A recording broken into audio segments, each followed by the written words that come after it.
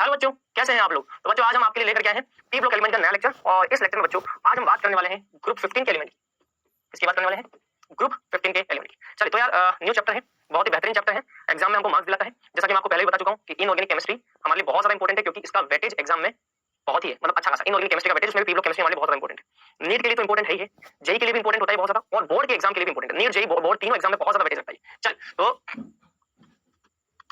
P block element, ठीक है, इसके बारे में हम एक एक करके चर्चा करेंगे। सबसे पहले हम इसकी डेफिनेशन लिखते हैं, क्या होती है इसकी डेफिनेशन, और उसके बाद में हम इससे आगे की बात करेंगे। ठीक है, तो पी ब्लॉक एलिमेंट ऐसे एलिमेंट है जो कि आपके वर्ग क्रमांक 13 से 18 में प्रेजेंट है। पूरी आवर्त सारणी आपने पढ़ रखी। अब आवर्त सारणी के अंदर आपने ये देखा होगा कि यहाँ बाई तरफ वर्ग प्रथम है, वर्ग प्रथम से चलते जाओगे चलते जाओगे चलते जाओगे चलते जाओगे, वर्ग 13 आएगा, और वर्ग 13 से लेकर के वर्ग 18, 13 से लेकर के 18 तक के तत्व जो होते हैं बेटा वो आते हैं पी ब्लॉक एलिमेंट। किसमें आते हैं? P block element. P block के एलिमेंट होते हैं भैया। तो इसमें बहुत सारी फैमिली, जैसे कि 13 है, 13 जो है बोरोन की फैमिली है, ग्रुप 14 जो है ये कार्बन की फैमिली है, 15 जो है ये नाइट्रोजन की फैमिली है, 16 जो है ये ऑक्सीजन की फैमिली है, 17 जो है ये फ्लोरीन की फैमिली है। इस चैप्टर के अंदर हमको जो पढ़ना है वो 15 से लेकर के 18 तक की बात करनी है, हीलियम की फैमिली है। तो हमें वर्ग 15 से वर्ग 18 तक की हमको इस चैप्टर में बात करनी है। 12th के अंदर जो पी ब्लॉक है वो कहां से कहां तक है? वर्ग 15 से लेकर के 18 तक, ये 12th का पी ब्लॉक है, 12th। और 13 और 14 ये किसका है? ये पी ब्लॉक 11th क्लास का। किसका? 11th। तो हम इसको भी पढ़ेंगे, 13 14 को पढ़ेंगे, लेकिन पहले हम 12th का कवर करेंगे, क्योंकि बच्चों ने मुझे बोला कि यार पहले सर 12th वाला पोर्शन जो कवर कर लो, तो मैं पहले 12th का कवर करूंगा, उसके बाद हम 11th पे आएंगे। ठीक है, चल तो आते हैं अब इस चैप्टर पे। ठीक है, तो इस चैप्टर में हमें सबसे पहले डेफिनेशन देखनी होगी, पी ब्लॉक एलिमेंट की परिभाषा क्या है। पी ब्लॉक एलिमेंट की परिभाषा क्या है? पी ब्लॉक एलिमेंट ऐसे तत्व जिनमें अंतिम इलेक्ट्रॉन बाहरी कोश के पी कक्षक में प्रवेश करता है, पी ब्लॉक एलिमेंट कहलाते हैं। ऐसे तत्व जिनमें अंतिम इलेक्ट्रॉन बाहरी कोश के पी कक्षक में प्रवेश करता है पी ब्लॉक एलिमेंट कहलाते हैं। जैसे कि मान लो मैं कार्बन की बात करता हूं, अब देखो कार्बन में क्या है, 1s2 2s2 2p2 क्या लिखा है? ऐसे तत्व जिनमें अंतिम इलेक्ट्रॉन बाहरी कोश के पी कक्षक में प्रवेश करता है। ये रहा आपका बाहरी कोश, पहला कोश तो अंदर वाला कोश है, और दूसरा कोश बाहरी कोश है। बाहरी कोश के पी कक्षक में अंतिम इलेक्ट्रॉन प्रवेश करता है। पहले यहाँ 2 इलेक्ट्रॉन जाएंगे, फिर यहाँ 2 इलेक्ट्रॉन जाएंगे, और लास्ट में यहाँ के 2 इलेक्ट्रॉन। तो लास्ट इलेक्ट्रॉन अंतिम कोश के पी कक्षक में प्रवेश करता है। जैसे मान लो मैंने लिखा यहाँ पर फास्फोरस। अब फास्फोरस क्या है? 1s2 2s2 2p6, right, 3s2 3p3। अंतिम कोश कौन सा है? तीसरा। ये तीसरा है अंतिम कोश। अंतिम कोश के पी कक्षक के अंदर लास्ट के 3 इलेक्ट्रॉन प्रवेश कर रहे हैं। अंतिम कोश के पी कक्षक में लास्ट के 3 इलेक्ट्रॉन प्रवेश कर रहे हैं, पी ब्लॉक का एलिमेंट है। पी ब्लॉक का एलिमेंट मतलब कि ऐसे तत्व जिनमें अंतिम इलेक्ट्रॉन बाहरी कोश के पी कक्षक में प्रवेश करता है, पी ब्लॉक एलिमेंट कहलाते हैं। अच्छा, अब आवर्त सारणी में इनकी स्थिति कहां है? आवर्त सारणी में कहां पाए जाते हैं? आवर्त सारणी में पाए जाते हैं कहां से कहां तक? क्या बताया मैंने? वर्ग 13 से लेकर के वर्ग 18 तक। वर्ग 13 से वर्ग 18 तक के तत्व,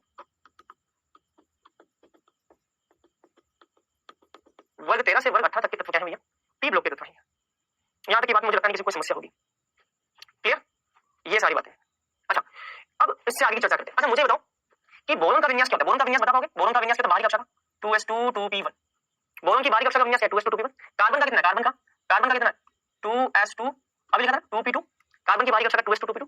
नाइट्रोजन का क्या है? नाइट्रोजन का है आपका 2s2 2p3। नाइट्रोजन का 2p3। अच्छा, ऑक्सीजन का क्या है? ऑक्सीजन का क्या होता है? ऑक्सीजन का है 2s2 2p4 2p4। अच्छा, फ्लोरीन का क्या है? 2s2 2p5। फ्लोरीन का है 2s2 2p5। अच्छा, नियोन का क्या है? नियोन का है 2s2 2p6। ये नियोन का मतलब कि यहाँ एक बात गौर करिए, 2s2 2p1 s2 p2 s2 p4 s2 p3। आप सब जगह एक बात गौर करिए, यहाँ पे 2s2 2s2 2s2 2s2 2s2 2s2 सब में 2s2 है, मतलब कि ns2 s के अंदर सभी एलिमेंट में 2 इलेक्ट्रॉन है। इनके s कक्षक के अंदर सभी एलिमेंट में 2 इलेक्ट्रॉन है, तो ns2। अच्छा, p की बात करते हैं, p np। चलो कहां से स्टार्ट होता है? देखो, 1 तो 1 इलेक्ट्रॉन, 1 के बाद क्या है? 2, तो भैया 1 के बाद 2, 1 से लेकर के 2, 2 से 3, 3 से 4, 4 से 5, 5 से 6, मतलब कि 1 से लेकर के 6 तक इलेक्ट्रॉन है। तो अगर आपसे बोला जाए पी ब्लॉक के एलिमेंट जितने भी हैं इनके इलेक्ट्रॉनिक विन्यास, बाहरी इलेक्ट्रॉनिक विन्यास क्या होते हैं, ये पूछा जाए तो ये है भैया ns2 np126। आप देख सकते हैं p के अंदर एक भी है इलेक्ट्रॉन, p के अंदर 2 इलेक्ट्रॉन भी है, p के अंदर 3 इलेक्ट्रॉन भी, p के अंदर 4 इलेक्ट्रॉन भी, p के अंदर 5 इलेक्ट्रॉन भी, p के अंदर 6 इलेक्ट्रॉन भी, 1 से लेकर के 6 इलेक्ट्रॉन है, p के अंदर 1 से लेकर के 6 इलेक्ट्रॉन। ये यहाँ पे कहानी है। अब हमको इसमें भी सबसे पहले पढ़ना है भैया ग्रुप नंबर 15।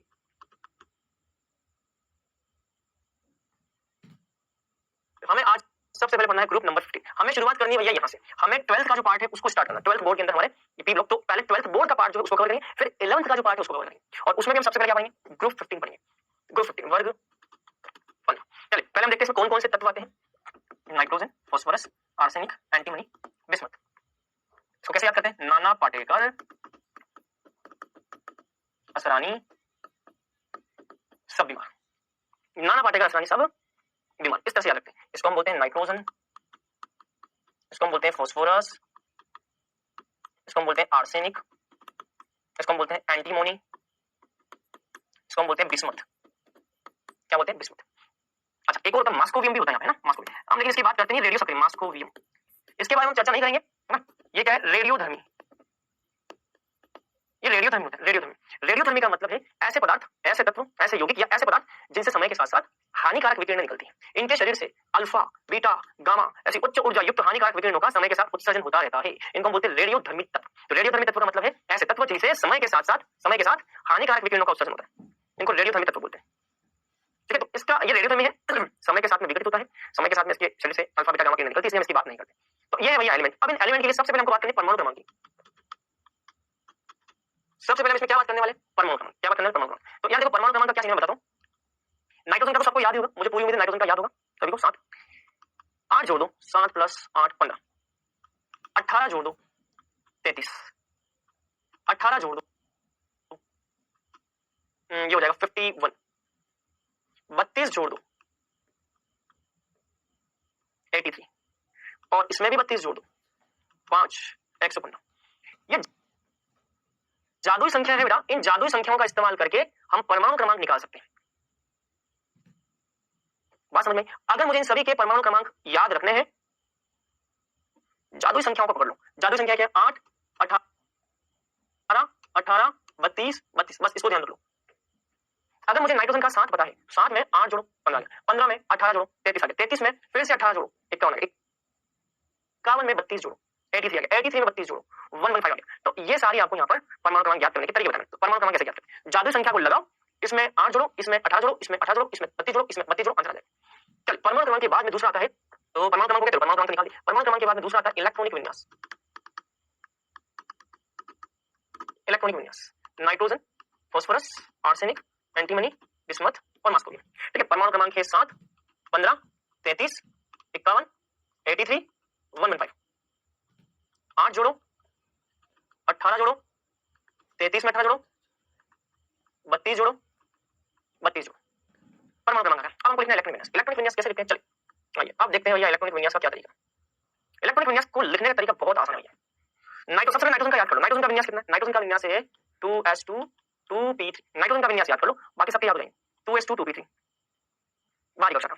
यहाँ पे क्या लिखते हो? 1s2 लिखते हो, या फिर आप इसको ऐसा लिखते हो 1s2 की जगह में क्या लिख सकता हूँ बेटा? क्या मैं 1s2 की जगह हीलियम लिख सकता हूँ? क्या हीलियम का विन्यास 1s2 होता है? क्या हीलियम का विन्यास 1s2 होता है? अगर हीलियम का विन्यास 1s2 तो क्या मैं 1s2 की जगह हीलियम लिख सकता हूँ? लिख सकता हूँ, मतलब कि ये भी विन्यास है और 1s2 की जगह हीलियम लिख लो 2s2 2p3। ये भी विन्यास है, ये भी विन्यास। मैंने 1s2 की जगह क्या लिख दिया? 1s2 की जगह हीलियम लिख सकता हूँ ना, 1s2 की जगह हीलियम आ गया और ये बन गया। लिख सकते हैं। चलो अब बात करते हैं फास्फोरस की। याद करो फास्फोरस का विन्यास क्या है? कोई बताएगा? फास्फोरस का विन्यास है 1s2 2s2 2p6 3s2 3p3। यही ना विन्यास? तो इसको हम और क्या लिख सकते हैं? आ जाओ, आप मुझे बताओ ये विन्यास किसका होता है? कौन सी अक्रिय गैस का विन्यास है? क्या नियोन का विन्यास ये होता है 1s2 2s2 2p6? क्या नियोन का विन्यास 1s2 2s2 2p6 होता है? होता है। तो मैं इस 1s2 2s2 2p6 की जगह में क्या लिखूंगा? नियोन लिख दूंगा। 3s2 3p3 3s2 3p3। पक्का? चलो इसी तरीके से अब देखो, अब यहां ध्यान देना। तो हमारी अक्रिय गैस कौन सी? Helium, neon, argon, krypton, xenon, radon. ये अक्रिय गैस है। देखो सबसे पहले क्या आ गया? हीलियम, ये आ गया भैया हीलियम। नियोन, ये आ गया भैया नियोन। आर्गन यहां आ जाएगा भैया आर्गन।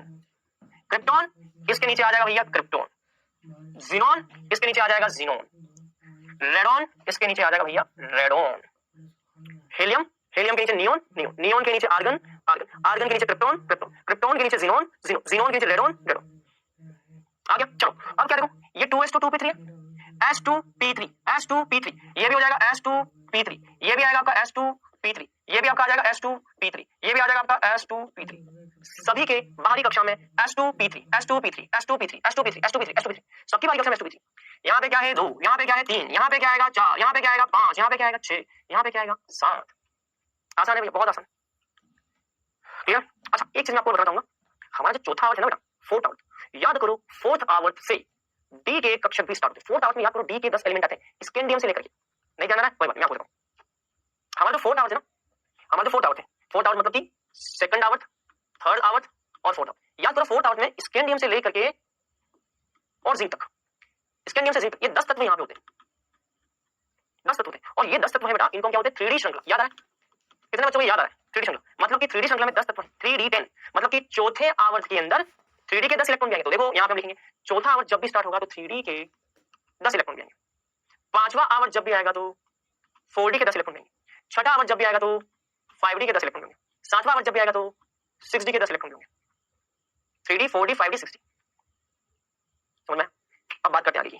जब भी छठे आवर्त की हम बात करें, छठे आवर्त में लेंथेनाइड भी स्टार्ट हो जाता है। छठे आवर्त के अंदर लेंथेनाइड, लेंथेनाइड मतलब कि 4f श्रृंखला, लेंथेनाइड के 14 इलेक्ट्रॉन, 14 एलिमेंट। एक्टिनाइड सातवें आवर्त में एक्टिनाइड, ये 4f है तो ये हो जाएगा 5f, 5f14। इस तरीके से हम क्या लिखते हैं, इस तरीके से हम विन्यास लिखते हैं।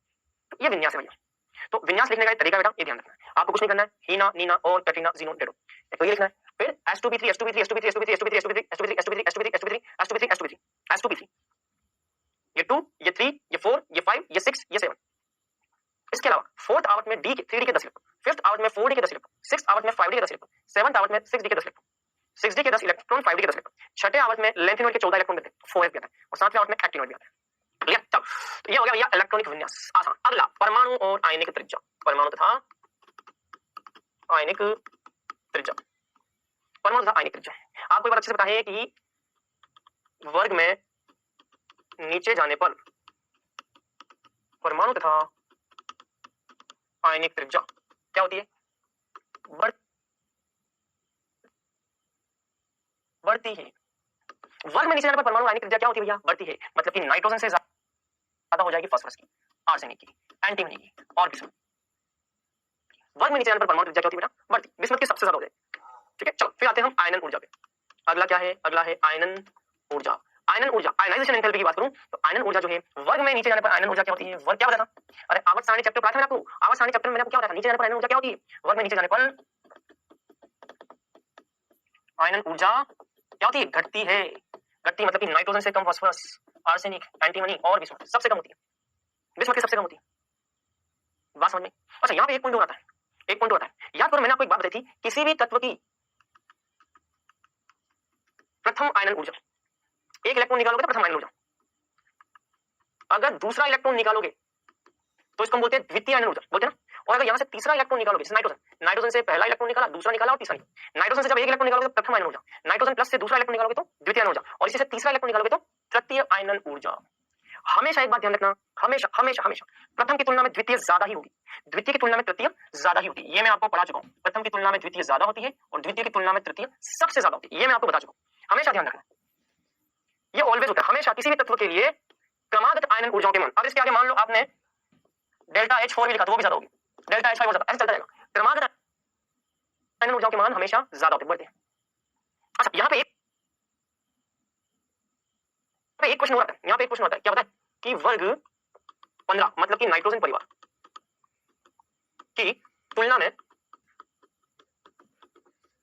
वर्ग 16 ऑक्सीजन परिवार की आयनन ऊर्जा कम होती है, क्यों, कारण बताना है। देखो प्रश्न क्या है, वर्ग 15 की आयनन ऊर्जा ज्यादा होती है और वर्ग 16 की आयनन ऊर्जा कम होती है। आयनन ऊर्जा जो है वर्ग 15 की ज्यादा होती है, वर्ग 16 की कम होती है, ऐसा क्यों, इसका कारण, इसका कारण क्या देख लेते हैं। वर्ग 15 की तुलना में वर्ग 16 की आयनन ऊर्जा कम होती है, इसकी कम होती है, क्या कारण, तो कारण है भैया वर्ग 15 का इलेक्ट्रॉनिक विन्यास, वर्ग 15 का इलेक्ट्रॉनिक विन्यास है NH2NP3, वर्ग 15 का विन्यास है NH2NP3 और वर्ग 16 का विन्यास है NH2NP4। यहाँ 3 इलेक्ट्रॉन, यहाँ 4 इलेक्ट्रॉन है, दोनों में से स्थायी विन्यास कौन सा है, अर्धपूरित स्थायी विन्यास। यह विन्यास स्थायी है क्योंकि अर्धपूर्ण है, आधा भरा हुआ, क्या है, अर्धपूर्ण। अर्धपूर्ण विन्यास जो था बहुत ज्यादा स्थिर है, और अर्धपूर्ण विन्यास स्थायी विन्यास होने के कारण वर्ग 15 का विन्यास, वर्ग 15 का जो आयनन ऊर्जा है वो वर्ग 16 से ज्यादा होती है, क्योंकि वर्ग 15 के तत्वों में अर्धपूर्ण विन्यास NH2NP3 पाया जाता है, जो कि या जिस कारण यह अत्यधिक स्थायी होता है, क्योंकि वर्ग 15 के तत्वों में अर्धपूर्ण विन्यास पाया जाता है, जिस कारण यह अत्यधिक क्या होता है, स्थायी होता है, अतः इसकी आयनन ऊर्जा अधिक होती है, इसलिए इसकी आयनन ऊर्जा क्या होती है बेटा, ज्यादा होती है। अगला है भैया यहाँ पर आयनन ऊर्जा हो गया, आयनन ऊर्जा के बाद यहाँ पे आता है विद्युत ऋणता। आयनन ऊर्जा के बाद विद्युत ऋणता। विद्युत ऋणता का मतलब, अच्छा बताओ, आप बताओ, वर्ग में ऊपर से नीचे जाने पर विद्युत ऋणता के साथ क्या क्या होगा? वर्ग में ऊपर से नीचे जाने पर विद्युत ऋणता क्या होगी? घटेगी या बढ़ेगी? क्या पता था? अब देखो वही बात है, इस चैप्टर को समझने के लिए आवर्त सारणी चैप्टर आना बहुत जरूरी है। वर्ग में ऊपर से नीचे जाने पर विद्युत ऋणता के साथ में क्या होता है? वर्ग में ऊपर से नीचे जाने पर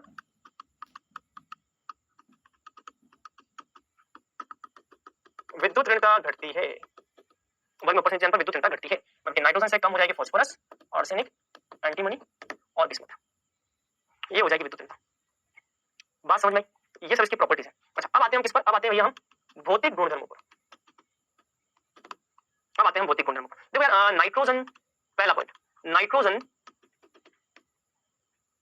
हाँ ठीक है, नाइट्रोजन तथा फास्फोरस, फास्फोरस ये दोनों क्या है? अधातु। नाइट्रोजन फास्फोरस अधातु, मैं ऐसे लिख लेता हूं, नाइट्रोजन फास्फोरस आर्सेनिक एंटीमनी और बिस्मथ। नाइट्रोजन फास्फोरस होती है अधातु, आर्सेनिक एंटीमनी होती है उपधातु और बिस्मथ होती है भैया धातु।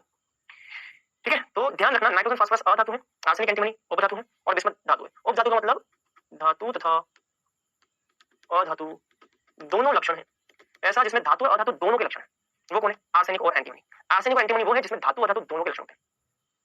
और बिस्मथ क्या है? धातु। वर्ग में ऊपर से नीचे जाने पर धात्विक लक्षण में बढ़ोतरी होती है। ऊपर से नीचे जाओगे तो धातु का लक्षण बढ़ता है, इंक्रीज होता है। ऊपर से नीचे जाने पर धातु का लक्षण बढ़ता है, तो आप लिखेंगे यहाँ पे वर्ग में ऊपर से नीचे जाने पर धातु का लक्षण बढ़ता है। चलिए दूसरा पॉइंट, सेकंड, ध्यान रखना, नाइट्रोजन एक द्विपरमाणुक अणु है, किंतु फास्फोरस चतुष्परमाणविक अणु है। नाइट्रोजन एक द्विपरमाणु अणु है किंतु फास्फोरस चतुष्परमाणविक अणु है, मतलब कि नाइट्रोजन N2 के रूप में पाया जाता है जबकि फास्फोरस P4 अणु के रूप में पाया जाता है। ये ध्यान रखना। नाइट्रोजन क्या है? नाइट्रोजन एक गैस है और फास्फोरस क्या है? फास्फोरस एक ठोस होता है। ध्यान रखना, परमाणुकता जितनी ज्यादा होगी भौतिक अवस्था उतनी ही ठोस की तरफ चली जाएगी। जितना ज्यादा परमाणुकता होगी उतनी ही उसकी भौतिक अवस्था ठोस वाली होगी। जैसे कि मैं आपको बताऊं, सल्फर, सल्फर की परमाणुकता कितनी होती है? 8, अष्ट परमाणविक है सल्फर, इसलिए सल्फर भी क्या होता है? ठोस होता है। परमाणुकता जितनी ज्यादा बढ़ेगी तत्व की भौतिक अवस्था उतनी ही गैस से क्या हो जाएगी? ठोस हो जाएगी। ये ध्यान रखना। अच्छा फिर यहाँ पे एक पॉइंट आता है गलनांक क्वथनांक का। अब सीधी सी बात है, जो गैस होती है गैस के गलनांक क्वथनांक कम होंगे। जो सामान्य ताप पर गैस अवस्था में है, गैस अवस्था में जो सामान्य ताप पर है उसके गलनांक क्वथनांक कम होंगे, और जो सामान्य ताप पर ठोस अवस्था में ठोस अणुओं के बीच आकर्षण बल ज्यादा होता है उसके गलनांक क्वथनांक ज्यादा होंगे। सीधी सी बात है, हमने 9th क्लास में पढ़ा गलनांक क्वथनांक गैसों के, उल्टा लिख दिया, उल्टा सो सही करते हैं। गलनांक क्वथनांक गैसों के सबसे कम, उसके ज्यादा द्रव के और उससे ज्यादा ठोस के गलनांक क्वथनांक सबसे होते हैं। मतलब कि आप नाइट्रोजन से फास्फोरस, फास्फोरस से आर्सेनिक, एंटीमनी, मतलब कि आप जैसे जैसे वर्ग में नीचे तरफ जाओगे परमाणुकता बढ़ रही तो भैया ठोस हो रहा है, और ठोस हो रहा है तो गलनांक क्वथनांक ज्यादा होंगे। मतलब कि ध्यान रखना, नाइट्रोजन से ज्यादा गलनांक क्वथनांक किसका होगा? फास्फोरस का। क्यों? क्योंकि फास्फोरस ठोस अवस्था में, ठोस में तो गलनांक क्वथनांक ज्यादा होगा। फास्फोरस, फिर कौन आता है? आर्सेनिक, फिर आता है आर्सेनिक। लेकिन यहाँ पर एक अपवाद है, आर्सेनिक के बाद में एंटीमनी और बिस्मथ में गलनांक क्वथनांक घटता है। इसका रीजन क्या? ये मतलब इसका कारण क्या? ये अपवाद है, अपवाद है, इसका कारण आप लिख लेना, इनकी क्रिस्टल संरचना विकृत होती है। डिस्टॉर्टेड क्रिस्टल स्ट्रक्चर इन दोनों की विकृत है, थोड़ा सा टेंपरेचर दोगे टूट जाएंगे। इनके गलनांक क्वथनांक घटने का कारण है क्योंकि इनकी विकृत संरचना, क्रिस्टल संरचना इनकी विकृत होती है। ये आपको ध्यान रखना है। ठीक है, यहाँ तक तो बढ़ेंगे, इसके भी बढ़ने चाहिए थे, इनके भी बढ़ने चाहिए, लेकिन प्रॉब्लम क्या है? इनके बढ़ते नहीं है, इनके घट जाते हैं क्योंकि विकृत क्रिस्टल संरचना। तो ये यहाँ पर इनके भौतिक गुणधर्म है जो कि आपको ध्यान रखना है। अब भौतिक गुणधर्मों के बाद अगला आता है बेटा इसमें रासायनिक गुण। क्या? रासायनिक गुण। और रासायनिक गुण में भी सबसे पहला यहाँ पर हमको पढ़ना है ऑक्सीकरण अवस्था। ऑक्सीकरण अवस्था सबसे पहले हमको पढ़ना है ऑक्सीकरण अवस्था, ऑक्सीडेशन स्टेट।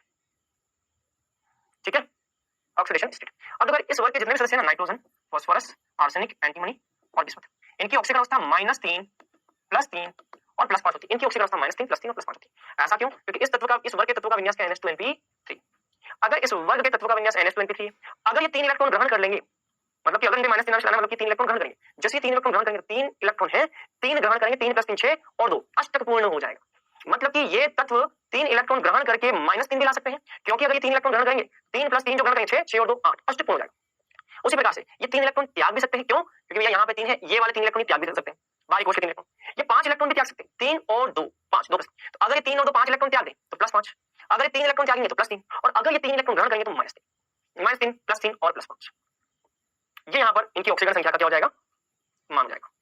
ठीक है, अच्छा अब यहाँ पर हम बात करते हैं कुछ और पॉइंट्स की। जैसे कि मान लो मैं बोलता हूँ आपका इसमें हम लेते हैं, ठीक है, नाइट्रोजन की। जैसे मान लो नाइट्रोजन की बात करते हैं, तो नाइट्रोजन क्या होता है भैया, आप क्या लिख सकते हो, सामान्यतया यह -3 +3 +5 ऑक्सीकरण अवस्था दर्शाते हैं। अच्छा, नाइट्रोजन जो है ना, नाइट्रोजन +1 +2 +3 +4 +5 -3, ये सभी ऑक्सीकरण अवस्था दर्शाता है। नाइट्रोजन ये सारी दर्शाता है। जैसे कि देखो N2O, अगर मैं N2 लिखूंगा ना, तो इसमें नाइट्रोजन की ऑक्सीकरण अवस्था कितनी आएगी, +1 आएगी। ऑक्सीकरण अवस्था कैसे निकालते हैं ये मैं आपको थोड़ा बताता हूं। देखो, मुझे किसकी ऑक्सीकरण अवस्था ज्ञात करनी है, नाइट्रोजन की। जिसकी ज्ञात करनी है उसको मान लो x, नाइट्रोजन की ज्ञात करनी है उसको x मान लो। कितने नाइट्रोजन है, 2, तो इसको मान लो 2x प्लस कौन है यहाँ पर, ऑक्सीजन। ऑक्सीजन पे कितना आएगा, -2 आवेश, -2 की ऑक्सीजन की ऑक्सीजन अवस्था। इसको जब सॉल्व करूंगा तो यहाँ से x कितना आएगा, x आ जाएगा +1 आ गई ऑक्सीजन अवस्था। अच्छा, नाइट्रोजन की +2 होती है, +2 किसमें होती है, यहाँ देखो, यहाँ पे नाइट्रोजन की +2, कैलकुलेट करके देख लेना, नाइट्रोजन को x मान लो, ऑक्सीजन का -2, x बराबर +2 जाएगी। N2O3, इसमें नाइट्रोजन की होती है +3 होती है भैया, कितनी होती है, +3। NO2 में नाइट्रोजन कितनी होती है, +4 होती है, निकाल के देख लेना, कैलकुलेट करके देख लेना। N2O5 में नाइट्रोजन की +5 है, कितनी है, +5, तो +1 से लेकर +5 तक हो सकती है। अच्छा, नाइट्रोजन की -3 किसमें होती है, अमोनिया में। अमोनिया में नाइट्रोजन की होती है भैया -3, क्योंकि हाइड्रोजन की प्लस में होती है तो इसकी माइनस में होती है। तो ये यहाँ पर ऑक्सीजन अवस्था है जो कि आपको ध्यान रखनी है। चलिए अब इससे आगे की बात करते हैं, अच्छा, एक चीज ध्यान रखना बेटा, यहाँ पर मुख्य रूप से +3 और +5 की हम बात करते हैं ना, तो माइनस वाली ऑक्सीजन अवस्था जो है ना, नीचे जाने पर -3 ऑक्सीजन अवस्था का स्थायित्व घटता है, बहुत कम होता है। नीचे जाने पर, तो आप लिख सकते हो नीचे जाने पर -3 ऑक्सीजन अवस्था का स्थायित्व बहुत कम होता है। क्यों, क्योंकि अगर आप नीचे जाओगे तो इसमें होते हैं धातु लक्षण, और धात्विक लक्षण वाले तत्व कभी भी माइनस में ऑक्सीजन अवस्था प्रदर्शित नहीं है। धातु जो होगा वो किसमें प्रदर्शित करेगा, प्लस में।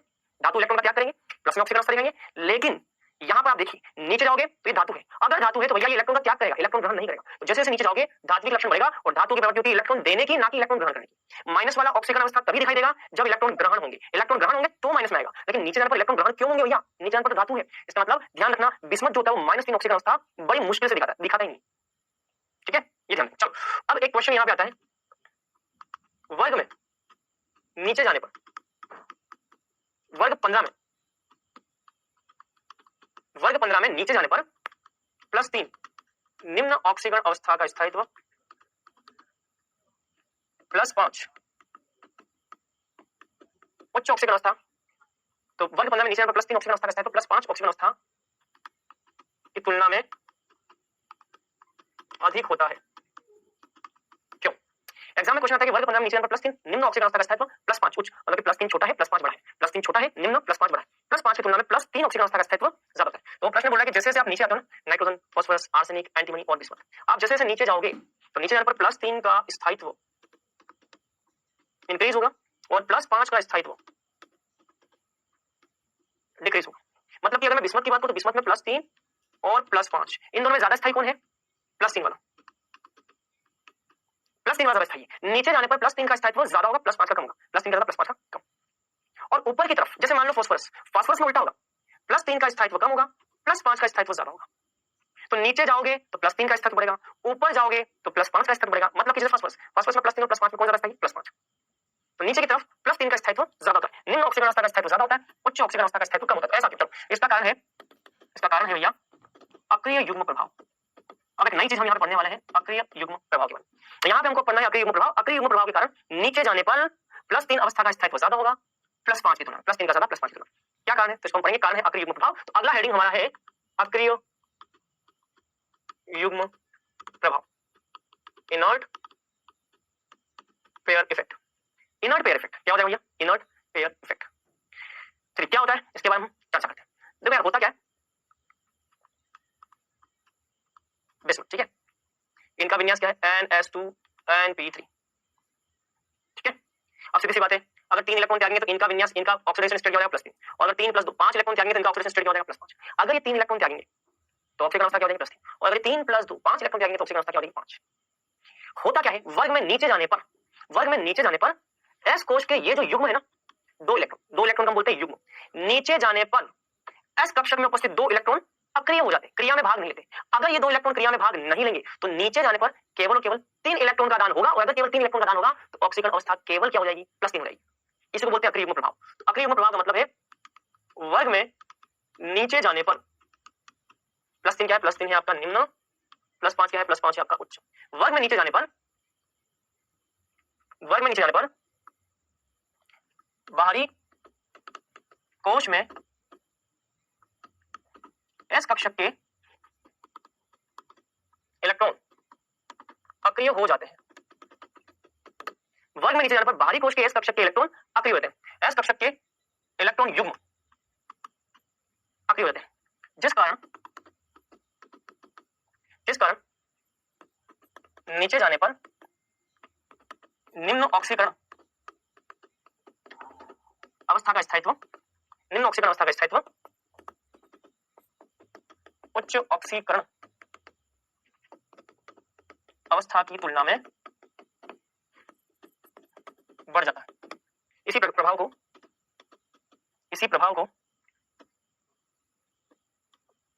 को इनर्ट पेयर इफेक्ट कहते हैं। अक्रिय युग्म प्रभाव देखो क्या है, एक युग्म अक्रिय हो जाता है, तो भैया ये वाला s कक्षक का ये जो युग्म है ये अक्रिय हो जाएगा।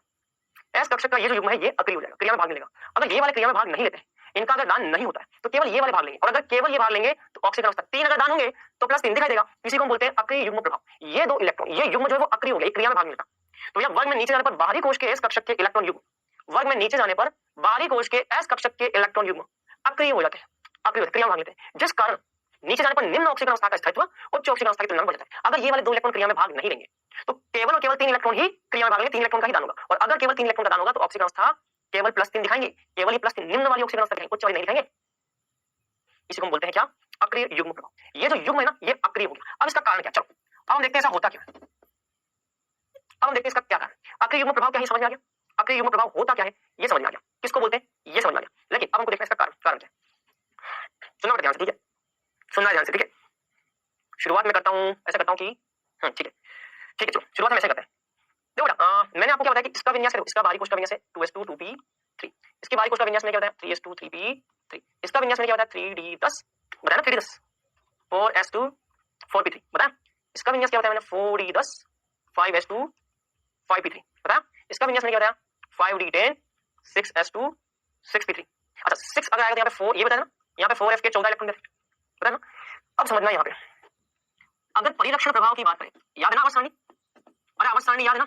अगर परिरक्षण प्रभाव की बात करें तो सबसे कमजोर परिरक्षण प्रभाव किसका होता है बेटा, सबसे कमजोर परिरक्षण प्रभाव डी और एफ का। एफ का तो सबसे कमजोर होता है, एफ का परिरक्षण सबसे कमजोर होता है, मतलब कि डी और एफ दोनों का सबसे कमजोर परिरक्षण प्रभाव है। मतलब कि जहां जहां पर डी के और एफ के इलेक्ट्रॉन भरे जाते हैं, जिन जिन तत्वों में डी और एफ के इलेक्ट्रॉन भरे जाते हैं उनका परिरक्षण प्रभाव सिग्मा जो होता है ये बहुत ही कमजोर होता है। अगर सिग्मा कमजोर होगा तो जेड इफेक्टिव बराबर जेड माइनस सिग्मा। इसके हिसाब से अगर सिग्मा कमजोर है कम है तो जेड इफेक्टिव इन तत्वों में बढ़ जाएगा। इसका मतलब जिन तत्वों में डी के इलेक्ट्रॉन और एफ के इलेक्ट्रॉन भरे गए हैं उन तत्वों का परिरक्षण होता है बहुत कमजोर, बहुत कम। परिरक्षण अगर कम होगा तो जेड इफेक्टिव बढ़ जाएगा, और अगर जेड इफेक्टिव बढ़ गया, नाभिक का आकर्षण बल बढ़ गया, तो नाभिक क्या करेगा, इस एस के जो 2 इलेक्ट्रॉन है उनको आसानी से त्यागने नहीं देगा। क्यों त्यागने नहीं देगा, क्योंकि नाभिक के सबसे नजदीक कौन होता है, नाभिक के सबसे नजदीक एस, फिर पी, फिर डी और फिर एफ। नाभिक के नजदीक वाले जो 2 इलेक्ट्रॉन हैं इन पर नाभिक का आकर्षण क्या हो चुका है, नाभिक का जेड इफेक्टिव बढ़ गया। अगर नाभिक का जेड इफेक्टिव बढ़ गया, नाभिक का आकर्षण इन दोनों पे बढ़ जाता है तो इनको आप आसानी से त्याग नहीं सकते। ये युग्म अक्रिय हो गया, ये जो पेयर है ये अक्रिय हो गया। मतलब कि ये जो 2 इलेक्ट्रॉन है ये नाभिक के बहुत नजदीक है, नाभिक के नजदीक है वो 2 इलेक्ट्रॉन। अगर ये 2 इलेक्ट्रॉन नाभिक के नजदीक है तो इनको आप आसानी से त्याग नहीं सकते। क्यों, क्योंकि इन पर नाभिक का प्रभावी आकर्षण बढ़ गया। क्यों बढ़ गया, क्योंकि भैया इनमें इलेक्ट्रॉन डी और एफ में जा रहे हैं तत्वों में, और जिन तत्वों में डी और एफ में इलेक्ट्रॉन जाते हैं उनका सिग्मा होता है कमजोर, इन तत्वों का परिरक्षण प्रभाव कमजोर है। परिरक्षण कमजोर है तो जेड इफेक्टिव बढ़ जाएगा। और अगर जेड इफेक्टिव बढ़ गया तो सबसे ज्यादा जेड इफेक्टिव किस पर बढ़ेगा, एस के 2 इलेक्ट्रॉन, एस के 2 इलेक्ट्रॉन पर जेड इफेक्टिव सबसे ज्यादा। और अगर इस पर जेड इफेक्टिव बढ़ गया तो इसको आप डोनेट नहीं कर सकते, इनको त्यागना आसान नहीं, ये 2 इलेक्ट्रॉन त्यागे नहीं जा सकते, केवल 3 इलेक्ट्रॉन ही त्यागे जा सकते। इसी को बोलते हैं अक्रिय युग्म प्रभाव। ठीक है, तो ये ध्यान रखना। अच्छा ये सभी ग्रुप सभी वर्ग में पी ब्लॉक के जितने भी वर्ग में देखने को मिलता है, देखो वर्ग 16 के अंदर भी ये प्रभाव है, अक्रिय युग्म प्रभाव वर्ग 16 में भी। वर्ग 16 में +4 और +6 ये 2 ऑक्सीकरण अवस्था वर्ग 16 प्रदर्शित करता है। वर्ग 16 का बाहरी विन्यास क्या देखो, वर्ग 15 का NH2 वर्ग 16 का होगा NS2 या तो इसमें 4 इलेक्ट्रॉन त्यागे जाएंगे या फिर इसमें 4 + 2 6 इलेक्ट्रॉन त्यागे जाएंगे। अक्रिय युग्म प्रभाव के कारण यहां पर भी निम्न ऑक्सीकरण अवस्था का स्थायित्व क्या होता है, ज्यादा होता है। अक्रिय युग्म प्रभाव के कारण यहां पर भी निम्न ऑक्सीकरण अवस्था का स्थायित्व ज्यादा होता है। ध्यान रखना पी ब्लॉक के जितने भी तत्व हैं, जैसे मान लो वर्ग 13 भी पी ब्लॉक का है, वर्ग 13 के सदस्यों का विन्यास होता है NH2 इसका मतलब या तो ये 1 इलेक्ट्रॉन त्यागेगा या फिर ये 1 + 2 3 इलेक्ट्रॉन त्यागेगा। अक्रिय युग्म प्रभाव के कारण निम्न ऑक्सीकरण अवस्था का स्थायित्व बढ़ जाएगा, यहां पर भी बढ़ जाएगा। चलो वर्ग 14 में आते हैं। नीचे जाने पर अक्रिय युग्म प्रभाव के कारण नीचे जाने पर निम्न ऑक्सीकरण अवस्था का स्तर नीचे जाने पर बढ़ता है। ध्यान रखना, तो वर्ग में नीचे जाने पर, यहां लिखना वर्ग में नीचे जाने पर वर्ग में नीचे जाने पर निम्न का स्थायित्व बढ़ेगा, निम्न का स्थायित्व उच्च से ज्यादा होगा। वर्ग 14 NS2 NP2, या तो 2 इलेक्ट्रॉन त्यागेगा ये, या फिर 2 + 2 4 इलेक्ट्रॉन त्यागेगा ये, दोनों में से ज्यादा स्थायित्व होगा निम्न, नीचे जाने पर निम्न ऑक्सीजन अवस्था का स्थायित्व बढ़ेगा। ये सब अक्रिय युग्म प्रभाव के कंसिक्वेंसेस है, मतलब कि इनके निष्कर्ष, इनसे क्या क्या इंपैक्ट हो रहा है, ये होता है भैया अक्रिय युग्म प्रभाव। इसके अलावा हमको इस वर्ग के अंदर हमको पढ़ना है नाइट्रोजन का असामान्य व्यवहार, नाइट्रोजन का असामान्य व्यवहार हमको पढ़ना है। नाइट्रोजन का असामान्य व्यवहार, ध्यान रखना है नाइट्रोजन अपने वर्ग के दूसरे तत्व जो है ना उनसे भिन्न व्यवहार प्रदर्शित करता है। ध्यान रखना नाइट्रोजन जो है ये अपने वर्ग के दूसरे तत्व है ना उनसे डिफरेंट नेचर शो करता है, भिन्न व्यवहार प्रदर्शित करता है, इसका व्यवहार इन सब से अलग होता है। तो आप यह लिख सकते हैं नाइट्रोजन अपने वर्ग के अन्य तत्वों की तुलना में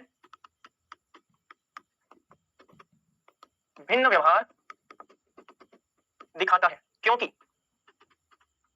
पहला कारण, क्योंकि पहला नाइट्रोजन का आकार जो है, नाइट्रोजन का आकार अपने वर्ग के दूसरे तत्वों की तुलना में बहुत ही छोटा है, बहुत छोटा। नाइट्रोजन का आकार अपने वर्ग के दूसरे तत्वों की तुलना में बहुत छोटा है। दूसरा, नाइट्रोजन की आयनन ऊर्जा अपने वर्ग के दूसरे तत्वों की तुलना में बहुत ज्यादा, नाइट्रोजन की आयनन ऊर्जा अत्यंत उच्च, अपने वर्ग के दूसरे तत्वों की तुलना में उच्च है। तीसरा, नाइट्रोजन की विद्युत ऋणता, नाइट्रोजन की विद्युत ऋणता अपने वर्ग के दूसरे तत्वों की तुलना में अपने वर्ग के अन्य तत्वों की तुलना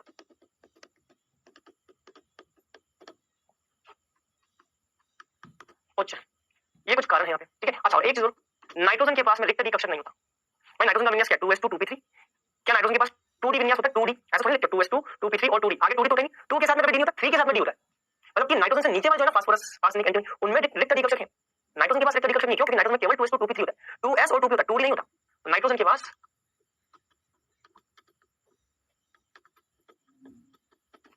रिक्त डी कक्षक का अभाव होता है, नाइट्रोजन के पास रिक्त डी कक्षक नहीं है। इन सभी कारणों से नाइट्रोजन अपने वर्ग के दूसरे तत्वों की तुलना में भिन्न व्यवहार प्रदर्शित करता है। जैसे कि मैं आपको एग्जांपल बताता हूं, जैसे कि एक उदाहरण बताता हूं, आपने ये बात सुनी होगी और नहीं सुनी तब भी कोई दिक्कत नहीं। नाइट्रोजन अपने ही दूसरे परमाणु के साथ पाई बंध का निर्माण करता है, क्योंकि इसका आकार अत्यंत छोटा होता है, क्योंकि इसका आकार अत्यंत छोटा होता है। नाइट्रोजन का आकार इतना छोटा है कि अपने ही दूसरे परमाणु से पाई बंध का निर्माण कर सकते हैं। देखो आपने देखा होगा नाइट्रोजन जो है नाइट्रोजन के साथ में इस तरह से सिग्मा बंध भी बना रहा है और ये पाई भी बना रहा है। नाइट्रोजन के साथ पाई बंध बना सकता है, क्यों? क्योंकि इसका आकार अत्यंत छोटा है, आकार बहुत छोटा है। लेकिन फास्फोरस आर्सेनिक एंटीमनी ये पाई बंध का निर्माण नहीं करते। तो ध्यान रखना, नाइट्रोजन का पाई बंध निर्मित करना और दूसरों का पाई बंध नहीं निर्मित करना ये बताएगा कि भैया नाइट्रोजन किस तरह से अलग व्यवहार दिखा रहा है। नाइट्रोजन तो बोल रहा है मैं तो करूंगा, बाकी दूसरे जो वो बोल रहे हैं हम नहीं करेंगे, तो दूसरे से मना कर रहे हो, नाइट्रोजन बोल रहा है हम करेंगे। नाइट्रोजन पाई बंध का निर्माण करेगा अपने दूसरे परमाणु से, जबकि फास्फोरस आर्सेनिक एंटीमनी ये नहीं करते। अच्छा, एक चीज और यहाँ पर, एक चीज यहाँ पर नाइट्रोजन की सहसंयोजकता, नाइट्रोजन की सहसंयोजकता 4 होती है, किंतु वर्ग के अन्य तत्व 4 से अधिक सहसंयोजकता दिखाते हैं। नाइट्रोजन की सहसंयोजकता 4 होती है, किंतु वर्ग के अन्य तत्व 4 से अधिक सहसंयोजकता दिखाते हैं, क्योंकि नाइट्रोजन के पास क्या नहीं है? रिक्त डी कक्षक नहीं है, रिक्त डी कक्षक का अभाव है। आप देखो नाइट्रोजन का विन्यास देखो, नाइट्रोजन का विन्यास देखो, बाहरी विन्यास 2s2 2p3, कितने भैया? नाइट्रोजन एक कक्षक, और पी में कितने होते हैं? 1 2 3, 3 कक्षक, एक कक्षक यहाँ और 1 2 3, 3 कक्षक यहाँ, 3 और 1 4 कक्षक, टोटल 4 कक्षक ही इसके सहसंयोजकता बंध बनाने के लिए ये 4 कक्षक ही भाग लेंगे, इनका योगदान रहेगा। 4 ही सहसंयोजकता है, किंतु वर्ग के अन्य तत्व 4 से अधिक, मतलब कि 6 सहसंयोजकता भी दिखा सकते हैं, क्यों? क्योंकि इसके पास में रिक्त डी कक्षक का अभाव है। ये आपको ध्यान रखना। ये भैया यहाँ पर कुछ इसके भिन्न व्यवहार के वो हो गए एग्जांपल। अच्छा, इसके बाद हमको पढ़ना है अब क्या? रासायनिक गुण। रासायनिक गुण बेटा हम पढ़ेंगे नेक्स्ट क्लास में, ठीक है। आज हम इतना ही देखेंगे। सबसे पहले हाँ, तो हम रासायनिक गुण में भी रासायनिक अभिक्रिया, इसमें रासायनिक गुण में भी रासायनिक अभिक्रिया, रासायनिक गुण में भी रासायनिक अभिक्रिया, मतलब कि हाइड्रोजन के साथ अभिक्रिया है ना, ऑक्सीजन के साथ में, हेलोजन के साथ, इन सब के साथ अभिक्रिया जो हम नेक्स्ट क्लास में। चलिए, तो अब आते हैं हम क्विज पर। क्विज का क्वेश्चन नंबर फर्स्ट, सबसे बड़ा आकार किसका? Nitrogen, phosphorus, arsenic, antimony.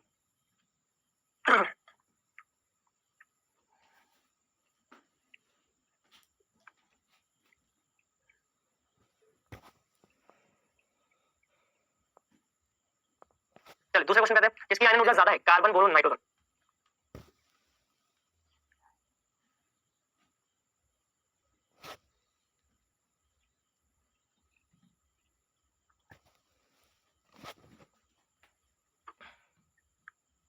चलिए पहले क्वेश्चन कहते हैं, सबसे बड़ा आकार किसका है? Nitrogen, phosphorus, arsenic, antimony. सबसे बड़ा किसका है? वर्ग में नीचे जाने पर आकार में बढ़ोतरी होती है, एंटीमनी का। किसकी आयनिक ऊर्जा ज्यादा है? यार हमें पता है नाइट्रोजन का विन्यास जो है वो स्थायी है 2p3 अर्धपूर्ण, सबसे ज्यादा स्थायी विन्यास ज्यादा। तो आज हमने क्या पढ़ा? आज हमने वर्ग 15 के बेसिक प्रॉपर्टीज के बारे में पढ़ा। पैनल पे आप होमवर्क मिल जाएगा आपको। नेक्स्ट क्लास में हम केमिकल रिएक्शंस पढ़ेंगे और साथ ही साथ हम नाइट्रोजन की स्टडी करेंगे। चलिए बच्चों आज के इतना ही। Best of luck.